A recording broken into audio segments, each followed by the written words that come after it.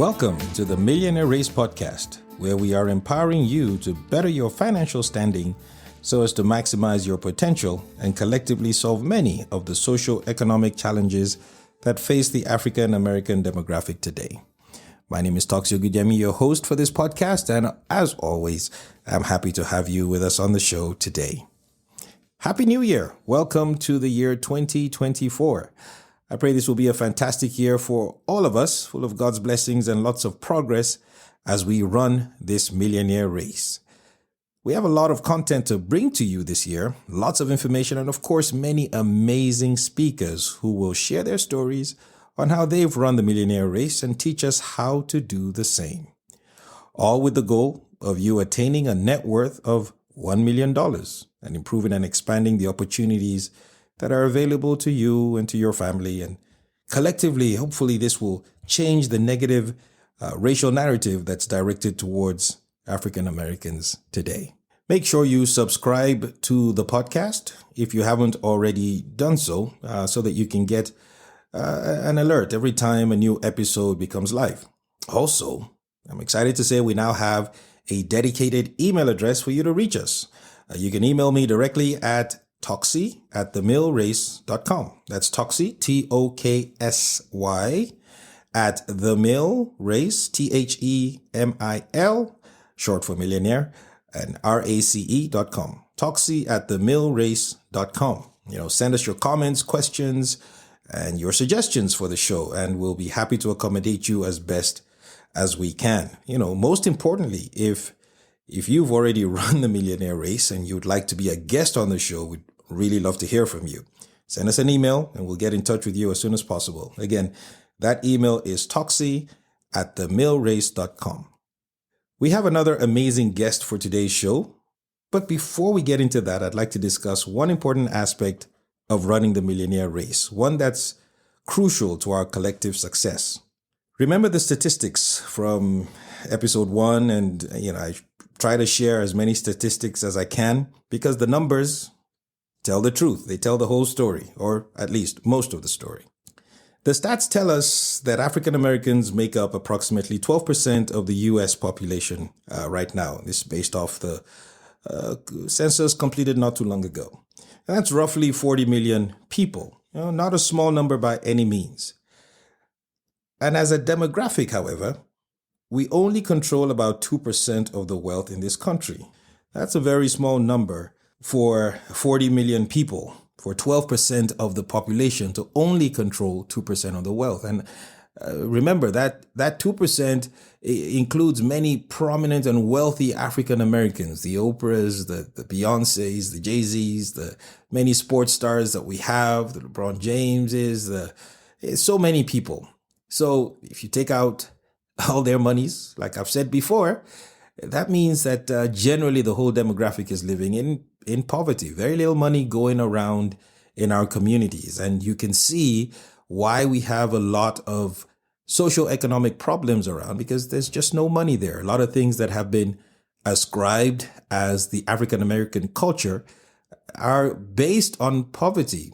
It's the same thing that would happen to any other group of people that was living in poverty. So it's not anything that has to do with the color of one's skin. The poor economic circumstances that face the African American demographic explain why we lag behind in so many aspects of our society. The stats continue to tell us that the African American demographic is made up of approximately 19 million households, of which only 350,000 of them, less than 2%, can boast of a net worth of $1 million or more. Ugly number. But the good news is we are changing that. Yes, you and I. As we continue to work together towards running the millionaire race, we will become the millionaire race. We will increase our financial base so that we can begin to lead in society, lead in economical discussions, lead educationally, lead in health, creativity, in politics, you name it. To do those things, we must have a strong foundation, which many of us, unfortunately, are robbed of simply because There wasn't enough money to create that environment needed to build that foundation in our youths.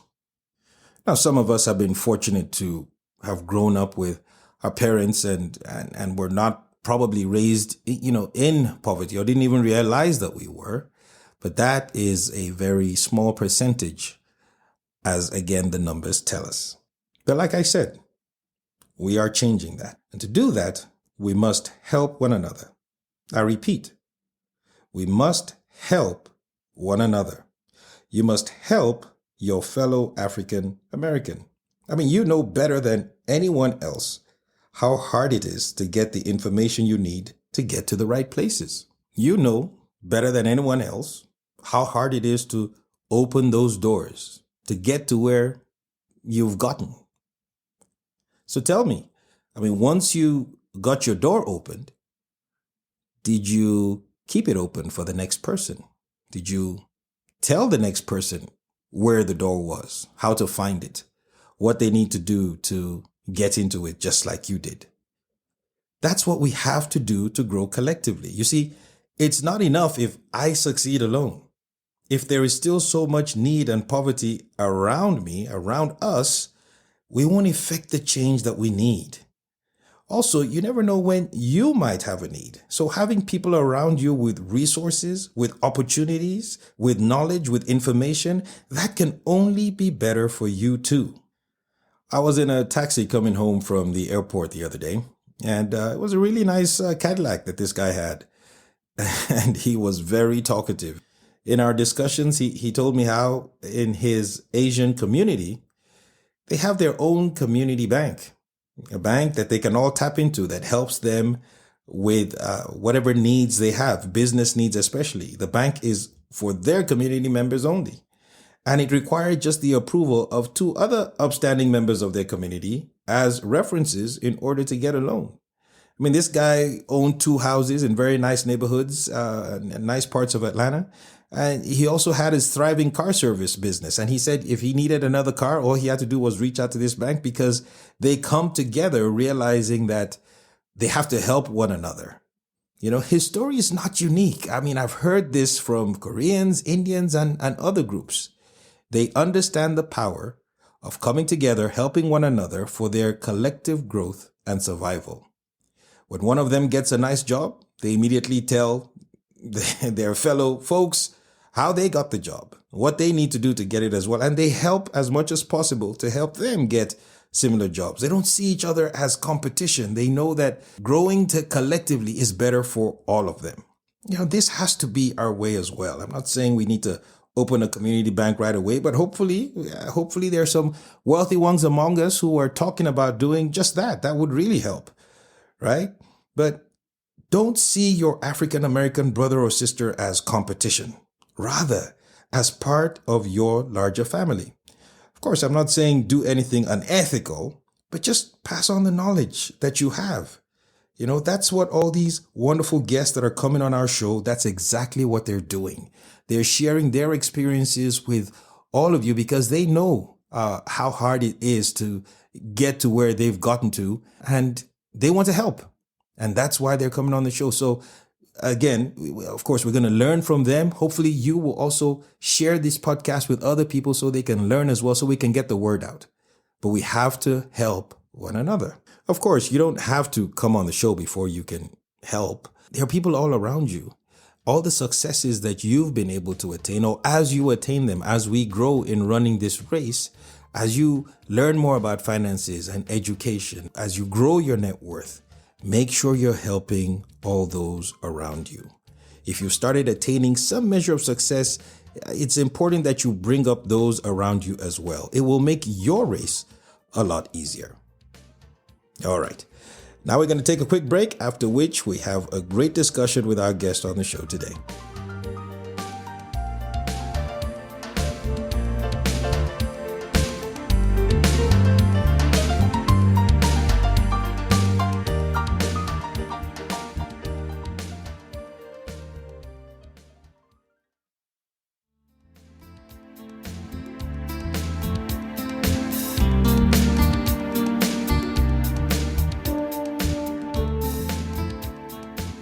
All right, I have my good friend Quentin here with us, and we're going to learn a lot of amazing things from Quentin today. Quentin, welcome to the show. Thanks for having me. I'm excited to be on. Awesome. To start off, could you just tell us a little bit about yourself? Ooh, there's a lot to say. So I guess I'll start with, I'm the oldest of three kids. Myself, my brother named Rod, and my younger sister Victoria. We grew up in a military household. So very interesting background. My dad, Victor, and my mom, Carnetta, they started the military life relatively young. So we moved around a lot. I lived in Germany for a large amount of time, different parts of Georgia, Colorado. So I'm not really settled in one location. Everybody asks me, where did you grow up? And I say, everywhere. Wherever there was a military base, we moved quite frequently. And so, yeah, I was pretty adept to making friends and doing different things like that. You know, through elementary, middle school, high school, we were going to different military bases. But I actually went through a situation where my junior year in high school, I was down in, I believe it's Hinesville, Georgia, at Bradwell Institute. Shout out to all the Tigers out there that get to hear this. And I was a junior going into my senior year, and my dad had to relocate again. And so the Army's actually changed this rule where they don't allow families to do that anymore. But at that time, aging myself a little bit, at that time, you know, when your dad got orders, you had to relocate. And so we had to go from Hinesville, Georgia, all the way over to Hohenfels, Germany. And so for my senior year, I lived in Germany. And at the time, it was a struggle. You know, I had my friends, I had how my life was going, and, you know, I didn't have a strong relationship with the Lord at the time. So I couldn't see, you know, kind of what he was doing and how he was changing my life. But it turned out to be the best thing in the world for me. 16, 17 years old, going to a foreign country, really absorbing it. Previously, I lived there when I was in elementary for the most part. So I didn't appreciate it as much. But having classmates who had grown up there, they were able to show me different things. We traveled around Europe. I did things that I never would have done if I stayed in Hinesville, Georgia. So for me, that was one of the really transformative times of my life. It's just junior to senior year in high school, relocating over to Hohenfels, Germany, just to kind of expand my horizon. And so I graduated in Hohenfels, and fortunately, I was blessed to be valedictorian of my class. And so I had a few college options. And, you know, I remember having a conversation with my dad. I wanted to go back to Colorado, to the University of Colorado or the Air Force Academy. And my dad said, son, in Georgia, you can get the Hope Scholarship. I think you should go to Georgia. And, you know, anyone out there who has a military father totally understands that when they make a suggestion, you know, it's kind of an order things to go. And my dad's great. He lets us, you know, make our own decisions. But I felt that in his tone, and I felt that it was just the right move. And so I decided to go to University of Georgia. My parents were going to remain in Germany at that time. And so I literally had to fly, you know, over 2,000 miles over as a freshman. And my wonderful uncle, his name's Jason Williams, my uncle Jason, moved me in to UGA. I just had some suitcases, and I had to go buy everything else pretty much.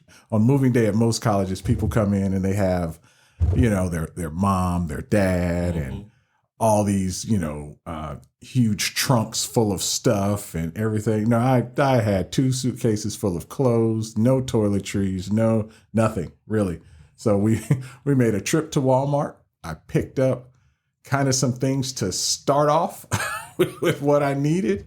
And my uncle shook my hand. He said, good luck. And he was like, I have to go to work tomorrow. So, you know, he was out. So, you know, to say my initial college experience was a shock is an understatement, but it was good.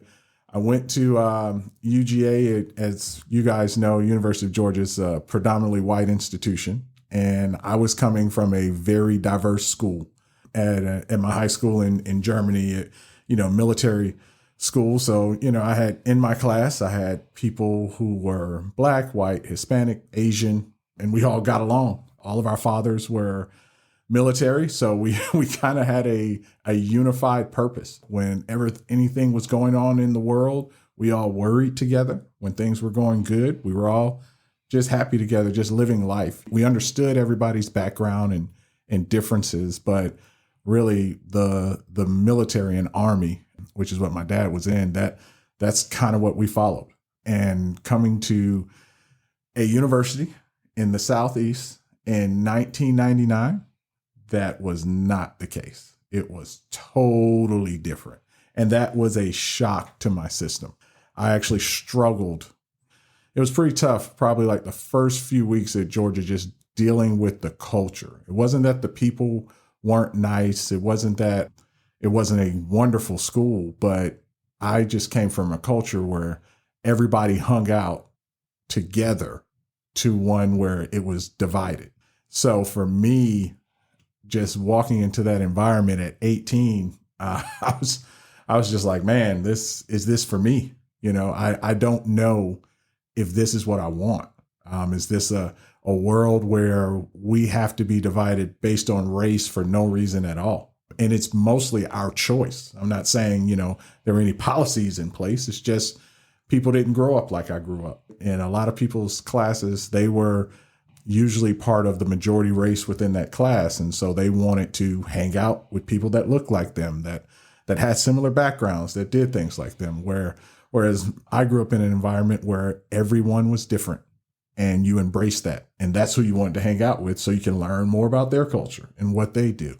And so I really clashed with that at 18. And I never forget my dad, when he listens to this, he's going to laugh. But I called my dad. I said, Dad, I can't do this. I want to come back home. And, it's one thing to call your dad and it's fine. He's like, no, son, you got this. You push through. Then he put my mom on the phone. And I said, Mama, I can't do this. I am miserable. This is just not me. Why am I at this school? Like there is no way. And, of course I pulled on my mom's heartstrings, and my dad was like, no, you're going to be all right. He was like, give it one more week. And I didn't know this. My dad told me years later. He said, based off my mom's reaction, he's like, if he calls me one more time, I'm going to pack him up and move him back to Germany. Because I had upset Mama. Dad, he'll be fine. But I did a good job of upsetting Mama. And so, my dad told me to give it a week. And I really appreciated that, because in that week, I actually met students from the international community. So I met students from the Bahamas, Barbados, the Caribbean, Curacao, and then some from Europe. And I realized that my background was closer to theirs than it was to the students I was meeting that were from Atlanta and different parts of Georgia. And so I actually found my early group within the university. And that brought a lot of comfort to me. And it's just goes to show you that God will meet you wherever you are. Like at that time, I wasn't really walking with God, but I needed something to bring me comfort, because God knew everything that university would give me. And I was ready to leave, just because it didn't fit the mold of what I thought it should. But, so kind of after I got over that, UGA was great. I met my wife at my sophomore year in a organic chemistry class. Guys, if you're listening and you're in college, always study with the smartest girl in class. Worked out well for me. I have a wonderful, wonderful wife out of it, Natalie. And so then I got my undergrad degree from UGA in 4 years. I got a degree in biochemistry. Went to school thinking I was going to be a medical doctor. I just knew that's what I was going to do. Bunch of stuff happened that made me realize that's not me. That's not kind of where I need to walk and what I need to do. I realized that I was pretty good at the laboratory part of science. So actually working in the lab, developing things that can be used for drug discovery or diagnostic kits or things like that. And I had several professors that not really took me under their wing, but gave me advice along the way. one of them, Dr. B.C. Wong, who actually just recently retired, he told me, Quentin, I think you should apply for grad school. And I was like, really? Like, you think I could be good at this? He said, you actually have no clue how good you are at it already. You're doing work that my grad students are already doing, and you're just in undergrad. And so with his encouragement, applied to grad school, worked for a little while until I got in. So probably about a year later, I got into grad school, started grad school in 2005. Grad school took 5 years. So I got my PhD in 2010, and that was a PhD in biochemistry. And so then I kind of started on my journey in the scientific world. So my goal at this time, as you guys will hear on here, I'm a pretty internally motivated person. So I had 2 goals as I got my degrees. I was going to make as much money as possible, and I was going to be a Black man who wins the Nobel Prize of Science. Like, that is what I was going to do. I'm going to lead teams. We're going to make great discoveries. We're going to heal people. We're going to do all these great things. That is what I'm going to do. And that was my mission. It was totally self-motivated. It was all about promoting who I am and what I can do and the talents that I've been gifted with. I was walking that out. So after I got my degree, I did a postdoc for this company where we were manufacturing drugs that were going to be used in clinical trials. We were at the animal testing stage, and we were taking it from animal testing to preparing it for the clinical trials to be used on humans. And I was able to work on a lot of different projects doing that. That really opened my eyes to the pharmaceutical industry, what it takes to actually get a medication from an idea all the way to our counters at our pharmacy, and just how expensive and long and tough that journey can be. I went in thinking one way, but it turns out to be a lot more than you actually think it is. During this time, my wife, I got married while I was in grad school, but my wife got her degree in pharmacy. So, she was telling me and teaching me kind of that side of the business. Once the drugs are made and they make it to a CVS, Walgreens, and the other places that we get our medications, how do we get those to the patients? How do we make sure the patients are taking the right things, that they're not having interactions, not having any issues? So being able to have those conversations with her while I was developing and designing the drugs, it was really powerful for me, really impactful, and really a gift. And so I kind of parlayed my postdoc that I did into a job with a small company where we were developing products used for making Alzheimer's diagnostics and therapeutics. And, I was kind of brought in to help grow the business and really focus on making actual diagnostic products. Like, how do we make things that can be used to help diagnose Alzheimer's, used to help treat it, used to really make an impact on a disease that's just so deadly and so devastating for us all. And so did that. I was there doing really well.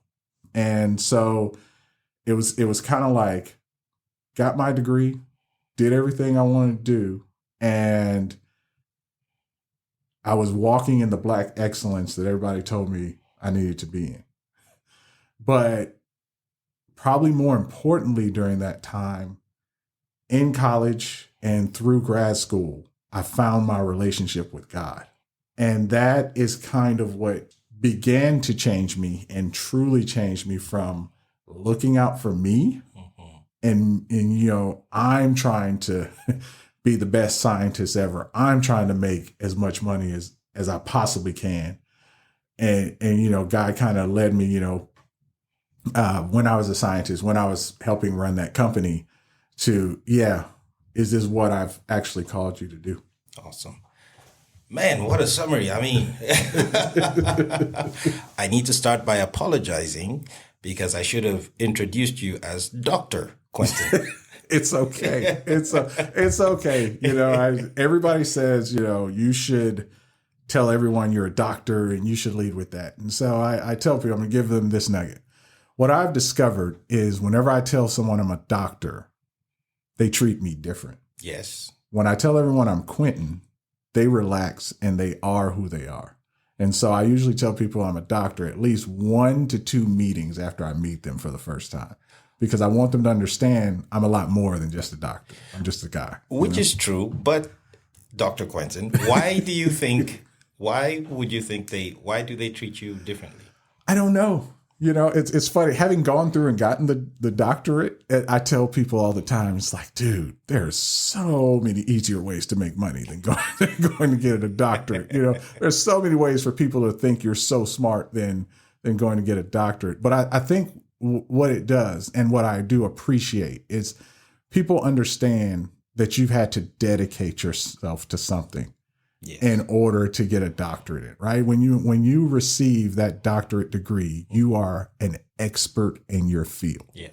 And I'll be the first to say I sacrificed a lot. My aunt, who I think she summed it up perfectly right when I graduated. So I got my doctorate when I was 29.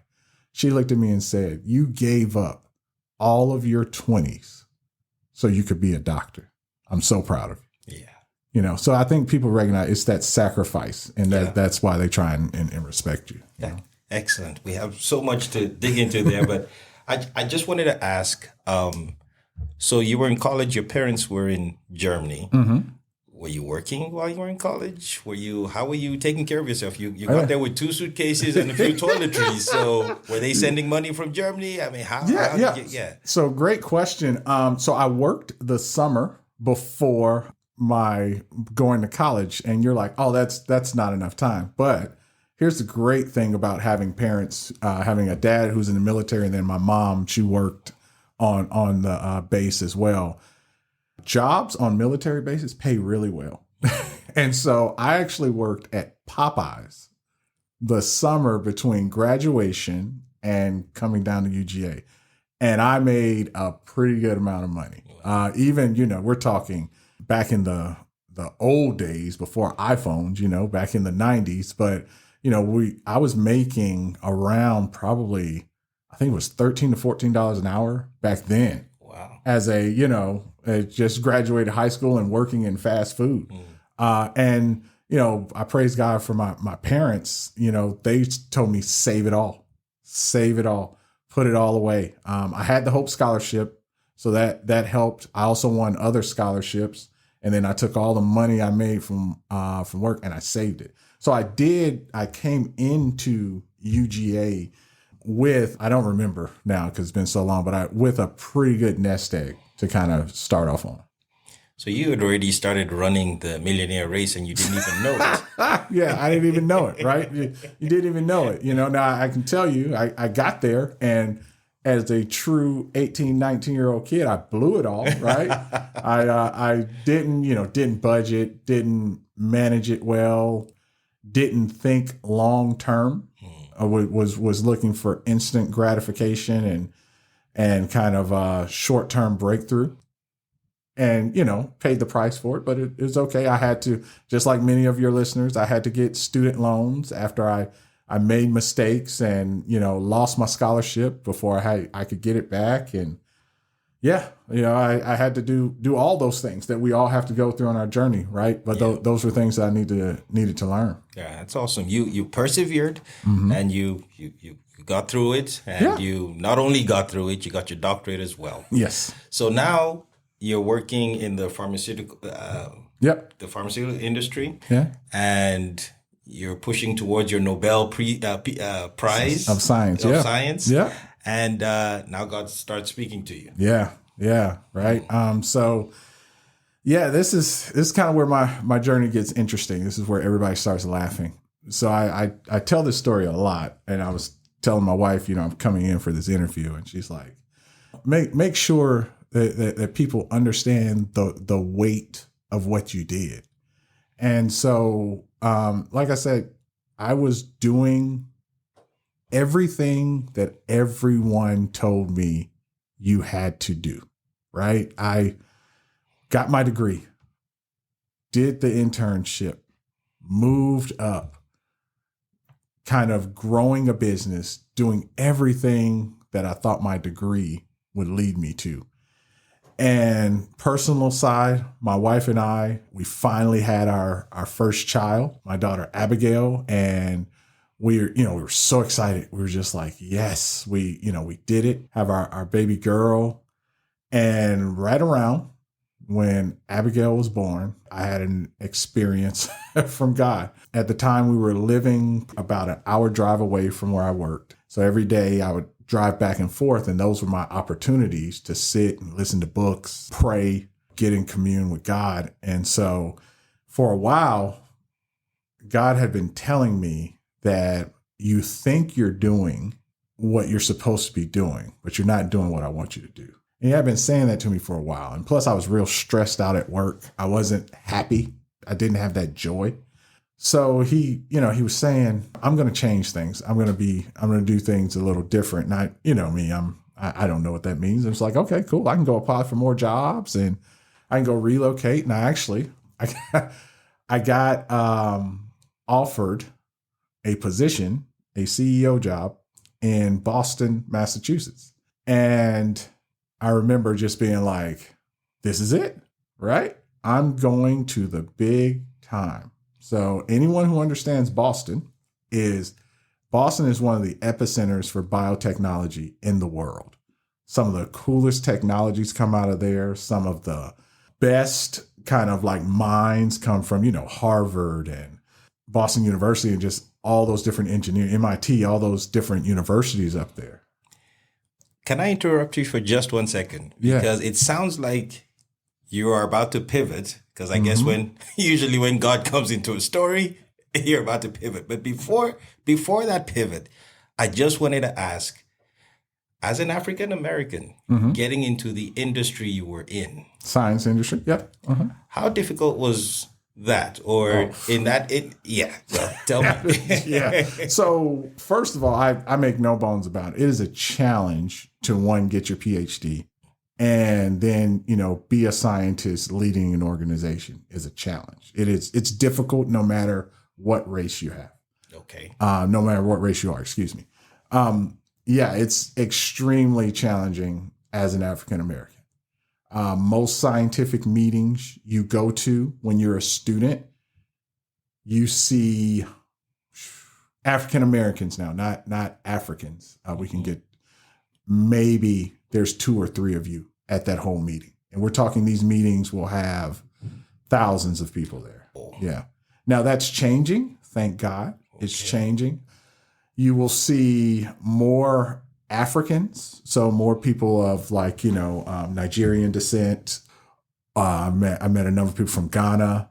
They are first generation Americans. They've migrated to America, but African Americans, that count is low. Extremely low. Now, though, through many programs that I'm so happy they've started to implement, you're seeing those numbers go up where African Americans are increasing at least attending conferences and understanding what careers in science and what careers you can get by getting a master's or PhD, how you can really build yourself and grow.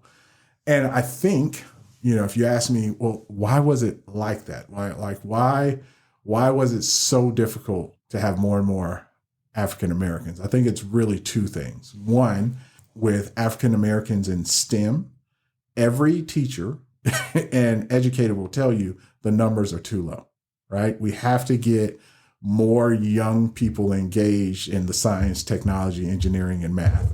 Right? Because that is the foundation to build up the scientists of the future. And I think there are a number of organizations out there that are doing that. And, I commend that. I think those organizations need to keep going. But I think for me, other than Ben Carson, and I read his book at a really young age. So that kind of helped inspire me to want to be a doctor. But other than like Ben Carson, George Washington Carver, and a few others, we didn't really get exposed to, the scientists who visited my school were all white males. And they were great. They were awesome, but they didn't look like me. They didn't have a similar background. I remember this vividly. When I was in middle school in Colorado, the girl that won the science fair. So you're like, we're going all the way back to middle school. Her parents were scientists. Her family were scientists. So like she had a built-in system that could just show her the way to show her that, oh, this isn't foreign. This isn't something that won't happen. And I just think that that's missing for a lot of us. Now, thank God it is changing, right? Especially being in an area like Atlanta, Georgia. I think Morehouse does an awesome job. Spelman, producing so many scientists. I went to grad school with several that went to Morehouse and Spelman undergrad. And even, you look at Georgia Tech, UGA, they all have initiatives where they're trying to get more African-American and, African-American male enrollment so that, you can see that this is a path you can take. Because the thing that made me good at science that I thought was so interesting was things that people told me were my weak points, growing up, right? So I'm very good at learning and working hands-on work. Well, growing up, they put a book in front of you, you read about an experiment, and then you regurgitate it and write it out. That does nothing for you in the real world. You actually have to read about an experiment, design it for your purpose, and then go actually execute it on it. And what I discovered, the people kept telling me, you're so good at science. You're so good at science. Well, my whole life, I like tinkering with things, building things, doing things. That's all a science and experiment is. But that's what I love to do. The people that struggle are those that can understand it in a book, but have no clue how to actually apply it. But we award those who really understand it well in a book, right? They get good grades. They're going, oh, you're going to do this. But then they walk into a setting where, okay, now let's execute. And they just can't do it. They just can't do it. And so it's funny. It's like, I knew a lot of my friends who were Black. I told them all the time, like, you would be great at what I do. Because, they build cars, they repair machines, they do all these things just because it's their hobby. It's what they like to do. But they were told they weren't smart enough to do it, right? They were told they couldn't, you don't make the grades. You're not in the gifted program. You're not in, with that set of kids, right? You know how we constantly typecast kids, but it's so funny. Now I have all the degrees and I get here. And when I was hiring during this time, I actually looked for people who used to be mechanics, who had worked in the fast food industry, who had worked in customer service, because these are people who I knew they can not only read an instruction manual, but now they can think on their own and actually apply it. And that's the only way a business is going to function, is if you can come in, actually apply what you've learned and execute it on it, not just be in the books. So that's amazing, Quentin. So this is your plug. Speak to our listeners. Tell them about getting into science. How to get into science? So one, the first step I would take is, especially for our younger listeners, be active in school. The great thing about school is there are science clubs, there are science teachers. Go talk to them, ask them about careers and things that may interest you, and allow them to connect you with people, right? I can think back to the teacher that really inspired me to kind of keep going down the science route was my high school chemistry teacher. And she told me, you have a gift in science. That statement carried me all the way through to a PhD. So first thing is, young people, get plugged in to your teachers and everyone around them. Now, let's say you're older. You have to get some foundational knowledge in order to function in a scientific career. But here's the great thing. Most of the people I hired when I was a part of that other company actually came from technical colleges. And it's because they were older. Like I told you, one was a mechanic. I can give you a little bit of his story. He was a mechanic. He worked on buses. And he was friends with one of the guys that worked for me. And that guy said, I think you would be really good at science. And the guy's like, I don't know it. I don't get it. And then he went to a technical college and took a biotechnology course, and he loved it. And so he took all of those prerequisite courses to get a 2-year degree. So it took him 2 years. I hired him on the spot because he could keep our equipment running and run all of our scientific experiments that we were doing. He was one of the most valuable employees I had. And all he started with was a technical degree. Now he actually has a master's. And so he realized that not only did he enjoy science and enjoy working, but he was actually much smarter than everyone had told him. Once he started working with his hands and doing the experiment in lab, it made all of the book knowledge come easier. And now he actually just graduated with his master's this past spring. So, yeah. So if you want to get into science, I tell people you have to start with the foundation. So look for a technical college in your area that has a biotech program or a program in any type of science that you're interested in, and just go take a course, go audit a course, go sit in, see if it's something that stimulates your mind, and that can begin your journey. Thank you. That's fantastic advice. That's all we have time for today. Join us next week as we continue hearing from Quentin. He's got some fascinating stuff that you will not want to miss. My name is Toxio Gunyemi. God bless you, and I'll see you next time.